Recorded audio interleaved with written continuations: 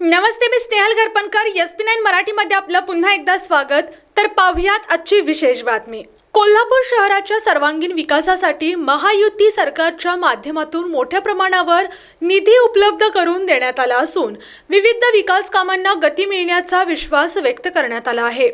तर पाहुयात आजची सविस्तर बातमी. शहर विकासाच्या नव्या टप्प्यावर पोहोचेल असा ठाम विश्वासही यावेळी व्यक्त करण्यात आला.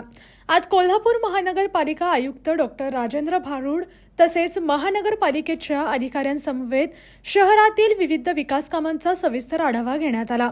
मागील 5 वर्षांपासून प्रशासक राज असल्यामुळे अनेक विकास कामांचा बॅकलॉग निर्माण झाला होता. नव्या सभागृहाच्या स्थापनेनंतर हा बॅकलॉग भरून काढणे आणि विकास कामांना गती देणे ही प्राथमिकता असल्याचे सांगण्यात आले. कोल्हापूरच्या जनतेने मुख्यमंत्री देवेंद्र फडणवीस, उपमुख्यमंत्री एकनाथ शिंदे आणि उपमुख्यमंत्री अजित पवार यांच्या नेतृत्वाखालील महायुतीवर दाखवलेल्या विश्वासाबद्दल आभार व्यक्त करण्यात आले.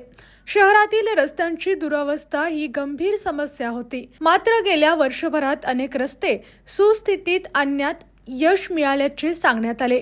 पुढील काळातही मूलभूत सुविधांवर अधिक भर देण्यात येणार असल्याचे स्पष्ट करण्यात आले.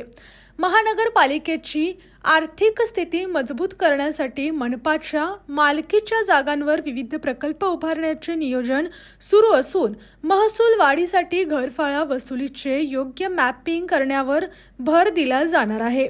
शहरातील पाणीपुरवठा कायमस्वरूपी सुरळीत करण्यासाठीही नियोजन करण्यात येत आहे.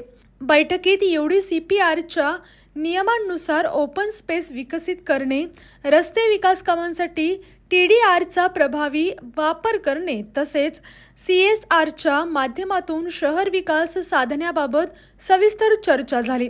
याशिवाय शक्तीपीठ महामार्ग, आई अंबाबाई तीर्थक्षेत्र विकास आराखडा, कन्व्हेन्शन सेंटर आणि सुमारे 3200 कोटी रुपयांच्या MMRDP प्रकल्पाबाबतही सकारात्मक चर्चा करण्यात आली.